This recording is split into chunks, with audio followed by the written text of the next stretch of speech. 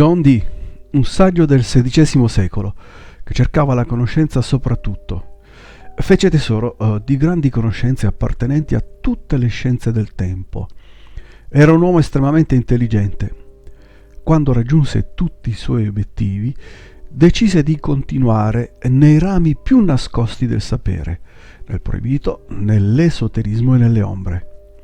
In questa ricerca scoprì un misterioso oggetto che gli permise di contattare alcuni esseri antichi che si facevano chiamare angeli e gli concessero conoscenze in forma di sigilli e chiavi magiche, la cosiddetta magia enochiana. In questo video riveleremo i misteri della storia affascinante di uno strano mago del XVI secolo, John Dee, l'evocatore dell'abisso. Salute cercatori del mistero e benvenuti a Il mistero è servito. Quasi tutte le culture del mondo ci dicono che la conoscenza fu concessa dagli dei che scesero dalle stelle. Una conoscenza che è stata associata molte volte a diversi oggetti di potere. Oggetti di potere perché si trasformarono in reliquie per le culture che li possedevano. Questi oggetti furono consegnati dagli dei all'uomo e dimenticati dopo la loro partenza. Sono oggetti misteriosi e molto singolari, con, alcuni dicono, proprietà soprannaturali, però, bene, sapete, abbiamo bisogno di prove per poter credere a tutto questo. Oggi parlerò di uno di questi oggetti, il misterioso cristallo scuro di ossidiana che nel XVI secolo una persona molto curiosa e stravagante, John Dee, se ne impossessò.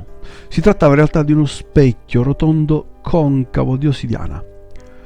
Bisogna dire che questi oggetti, teoricamente di potere, appartengono a questi dei che discesero dalle stelle, a questi esseri ultraterreni, ed è proprio per questo che vorrei separare la parte soprannaturale magica di questi oggetti e chiamarla tecnologia.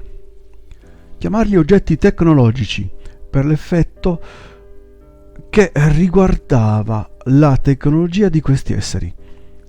Però, come ho detto prima, parlerò di questo misterioso cristallo, un cristallo di ossidiana che, secondo quello che si dice, chi guardava nella sua profondità poteva leggere degli strani nomi e simboli, e questi nomi e simboli potevano evocare a loro volta degli esseri. Mi limiterò a raccontare la storia di John Dee, alla fine darò la mia opinione su tutto questo. Vedete, John Dee fu una persona che nel XVI secolo era considerata una delle persone più intelligenti del tempo perché tesaurizzò le conoscenze e, secondo quello che si dice, la conoscenza è un grande potere. Realizzò più di 4.000 opere, scrisse più di 4.000 libri, è una quantità molto grande di scrittura per una sola persona, ma accadde che la metà fu distrutta dalla Chiesa cattolica, giacché li considerava conoscenza eretica, conoscenza proibita che doveva essere distrutta. Quest'uomo, questo ricercatore, condensò tutte le conoscenze di tutti i rami possibili, tra queste naturalmente astrologia e astronomia. All'epoca era considerato anche un navigatore esperto, un imperialista e grande professore di matematica all'Università di Oxford. Questo ricercatore, dicevo, era un matematico sublime. Però se qualcosa distacca John Dee da tutti gli altri è per essere stato consulente e consigliere della regina Elisabetta I. Nel momento in cui Elisabetta venne incoronata, era il 1558, Dee era già il suo consigliere personale, più vicino ad Elisabetta, e addirittura Elisabetta gli affidò la scelta del giorno più propizio per la sua incoronazione. Dee consigliava la regina su tutte le questioni scientifiche e astrologiche. Grazie alla sua conoscenza dell'astronomia, chiave per la navigazione nautica dell'epoca, Dee era anche il consulente per i viaggi per le nuove scoperte dell'Inghilterra. Sosteneva l'imperialismo e fu il primo a usare la frase, l'espressione impero britannico. Nel frattempo Dee cavalcava anche il mondo della scienza e del misticismo, una tendenza che gli avrebbe procurato ampi consensi. Quando l'invisibile armata spagnola apparve nel canale britannico, Dee consigliò la pazienza. Ben presto una violenta tempesta arrivò e distrusse la flotta spagnola, ma abbiamo già parlato di questo in qualche altro video. La gente credeva che Dee evocasse le tempeste e nel 1572, quando una nuova stella apparve in cielo, Dee fu convocato per spiegare il fenomeno. James Bond. Cosa c'entra 007 con tutto questo? Dee spesso corrispondeva con la regina in questioni confidenziali. Prese a firmare le sue lettere e a imprimere un sigillo marchiato con il simbolo alle mie spalle, una specie di 007. In realtà Double Kane, beh, è anche una parola massonica. Sarebbe 2 sfere e un bastone. Come potete vedere, per disegnare le lettere solo per gli occhi della regina. 007 voleva dire solo strettamente confidenziale per la regina. Gli zeri rappresentano gli occhi e si pensava che il 7 fosse un numero fortunato che offriva protezione. In realtà può richiamare molto alla mente l'immagine di un gufo o una civetta, tradizionalmente abbinata a Minerva, la dea dell'intelligenza. Vedete quante cose condensate in un solo simbolo. Molti studiosi ritengono che Dee fosse una delle spie di Elisabetta, e questo spiegherebbe insomma James Bond, e che i suoi viaggi in tutta Europa non fossero per conferenze spirituali, ma piuttosto per raccogliere informazioni. È noto che Elisabetta impiegò un certo numero di spie, specialmente dopo che il Papa la dichiarò sovrano illegittimo nel 1570. Era costantemente minacciata da complotti che furono tutti sventati dai suoi servizi segreti. Dee sarebbe stato un membro formidabile di questa squadra. La sua reputazione di mago lo precedette ed era ovviamente ben collegato attraverso la sua posizione a corte. Questa era una cosa molto importante perché gli diede l'accreditazione, l'influenza e il potere per essere in grado di muoversi e trovare questi oggetti che stava cercando. E riuscì, arrivò a trovare un oggetto che apparteneva alla cultura azteca. Ebbene, era questo specchio di cristallo di ossidiana di cui abbiamo parlato prima. Cosa scoprì all'interno di questo oggetto misterioso? Scoprì, come ho già detto, uno strano nome che all'essere pronunciato secondo quello che si diceva e secondo la storia evocava un essere, appariva un essere. A nominarlo appariva questo essere, si presentava come un angelo, anche non da solo. Apparivano esseri come angeli. Col tempo arrivò a raccontare, questi angeli, queste entità arrivarono a raccontargli una serie di segreti e simboli che egli stesso, John Dee, mise in un libro.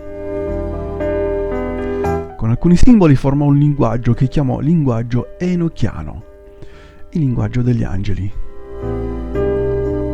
La parola enochiano proviene dal nome Enoch. Molti di voi avranno senz'altro sentito qualche volta del profeta Enoch. Il profeta Enoch scrisse un libro chiamato appunto il libro di Enoch, che fu bandito dalla Chiesa. È un libro che fa parte della Bibbia, però non fu incluso nel suo interno perché apocrifo. Beh, in altre tradizioni come quella ebraica il libro di Enoch è parte integrante della Bibbia. Nel libro si parla di come il profeta Enoch fu addotto da una serie di esseri che si facevano passare per angeli. Anche se nel libro è detto molto chiaramente che erano angeli, io non credo che lo fossero, perché utilizzarono macchinari delle astronavi per trasportare Enoch più in là delle stelle, e questo è riportato nel libro. Se avete la possibilità di leggerlo, lo vedrete molto chiaramente. Vedrete che esiste una somiglianza fra gli angeli che discendono dalle stelle e esseri di altri mondi. Che cos'è questo linguaggio? Che cos'è che scoprì con questa conoscenza che gli concessero alcuni presunti esseri chiamati angeli? Il fatto è che quando li invocava, i diversi nomi che apparivano nei cristalli, leggendo i diversi nomi, venivano date delle informazioni, e raccolse questo. 21 lettere, 19 chiavi, 100 quadrati di 2400 caratteri per ogni quadrato e conoscenze associate a numeri magici e vecchi nomi di dei dimenticati. Tutto questo è quello che ottenne da quelle presunte e discutibili, sì, bisogna anche dirlo, presenze da questi angeli. Per essere in grado di interpretare meglio queste informazioni, quello che fece John Dee fu di assumere una serie di medium che avevano la capacità di entrare in contatto con maggiore affinità con l'altro lato, tramite questo cristallo, questo specchio, e quindi essere in grado di scrivere meglio la conoscenza le conoscenze che venivano trasmesse. Quello che accadde però fu che la metà dei medium morirono in pochi giorni e l'altra metà diventarono pazzi per tutta la vita. Questo per aver contattato in una forma più diretta questi esseri. Quindi John Dee decise di andare con più cautela e capire il linguaggio enochiano, con una preparazione e con alcuni protocolli per poter studiare questa lingua strana, questi segreti con più cura. Si dice anche che il linguaggio enochiano appartenesse alla lingua che si parlava prima dell'evento biblico della Torre di Babele. Sapete, la storia di quelle lingue di fuoco che discesero dalle stelle e concessero una lingua diversa per ogni essere umano. Il linguaggio preadamitico, un linguaggio che utilizzava Adamo. Il linguaggio che utilizzava Adamo, e anche si dice che è la lingua che gli uccelli parlano, la lingua della natura. Però bene, al margine di tutto questo, il signor John si dice che avesse un secondo oggetto di potere. Questa volta era una strana sfera di cristallo che fu fornita o consegnata da uno degli esseri quando apparve. Mediante la sfera scoprì l'esistenza dei 30 eteri. Gli eteri sarebbero le 30 densità al di sopra di quella umana, e che accedervi sarebbe trascendere la conoscenza. Molti linguisti oggi, al comprovare questi simboli che diede John Dee, sono convinti che questo è qualcosa di molto ma molto complesso per essere una cosa che fu elaborata da una sola persona. Che sia un linguaggio molto complesso e ben strutturato è una realtà, e oggi lo sappiamo. Ma più tardi tutti questi scritti, questi simboli, questi strani sigilli furono raccolti tutti da una società segreta, la società dell'Alba Dorata, vale a dire la Golden Dawn. Sapete, Aleister Crowley, cercate in internet. Ma c'è di più, questi scritti, questi sigilli diedero una rinomanza tremenda all'ordine, diventandone le basi fondamentali. Possiamo dire qualcosa di molto curioso del signor John Dee, ed è che aveva una copia del famoso manoscritto Voynich, quel manoscritto che oggi non è stato ancora tradotto, anche se alcuni stanno cominciando a tradurlo, però praticamente nessuno sa di che cosa parli. Beh, cercate anche questo in internet, non voglio parlarne qui, magari un giorno faremo un video. Si dice che grazie alla lingua enochiana John Dee poté tradurre parte o la maggior parte del manoscritto Voynich, però su questo ci sono molte leggende, molto misticismo, e non si sa con certezza se questo sia reale o no. A mo' di curiosità c'è anche una cosa che mi ha richiamato molto l'attenzione su John Dee. Il famoso scrittore di horror cosmico H.P. Lovecraft, nei suoi romanzi di fantascienza, ci dice che John Dee fu la persona che tradusse i testi originali all'inglese del Necronomicon, qualcosa che in verità mi colpisce, perché la lingua enochiana, basata sulla simbologia per le invocazioni, è la stessa cosa, ci dice Lovecraft, con il suo Necronomicon, un libro per invocare esseri che hanno prodotto in passato la follia, la morte e la distruzione nel mondo. Se non del mondo stesso, perché sapete, si dice che il mondo ha avuto più fasi di esistenza, ma è un altro argomento. Bene, però questo è fantascienza, ma in teoria anche in Lovecraft ci sono realtà nascoste nelle sue fictions. Arrivato a questo punto devo dire che quello che ho appena detto tutto quello che ho detto è tutta l'informazione che esiste oggi sul mistero della magia enochiana e John Dee. Ora però dirò la mia opinione personale. Che c'è di vero e di menzogna in tutto questo, in tutta questa faccenda? John Dee vide davvero questi angeli o si inventò tutto? Beh, non possiamo dirlo con certezza, non possiamo sapere la verità, perché questo accadde molto tempo fa e non esistono registri su questo. Quello che posso dire sotto la mia esperienza è che la frode è dappertutto, in tutti i posti. Io non credo che questo caso sia una fantasia, però potrebbero esserci parti che a causa del tempo siano state deformate, ingrandite, ingigantite, perché una storia quanto più è longeva, più le cose vengono aggiunte prendendole dalla mitologia, dalle leggende e oltre.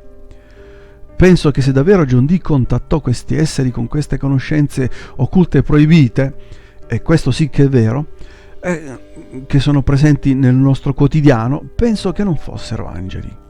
Penso che gli esseri che si fecero passare per angeli erano degli dei sumeri dell'antichità, già che io penso che la forma di angeli sia un'interpretazione che l'uomo dava e dà a esseri che scendevano dal cielo, che potevano volare, perché le ali degli angeli rappresentano oggetti che permettono a degli esseri di volare, non che avessero le ali o che lasciarono questi oggetti di potere, questa tecnologia per dare conoscenza all'uomo. Mi riferisco a tutte le culture antiche del mondo e penso che se contattò con questi esseri sarebbero gli antichi dei della Sumeria, dell'antica Sumeria. È possibile che fossero qui e non siano mai andati via, e in qualche modo quello che vogliono è assorbire le nostre energie utili, come dice Salvador Freixedo, come se noi fossimo la loro fattoria, il loro bestiame, e questi oggetti di potere i loro dispositivi di controllo e manipolazione. Detto questo, lascio questo mistero, uno in più per la conoscenza e l'informazione, già che la conoscenza diventa qualcosa di potente. E dico in più, quelle entità che ci governano dall'ombra hanno fatto sì che l'essere umano abbia dimenticato quello che sta cercando costantemente, cioè la conoscenza vera, e per questo hanno realizzato una serie di strategie per renderci ottusi, per trasformarci in pecore, per non farci cercare la vera libertà che è nella conoscenza. Credo che questa sia la più grande essenza dell'uomo, sia quello che più importa all'essere umano, oltre al di là di quello che ci hanno fatto credere, e cioè che l'uomo sia stato fatto per lavorare per il sistema e produrre per il sistema. E continuiamo con il mistero è servito. Grazie per essere stati con noi e arrivederci al prossimo video.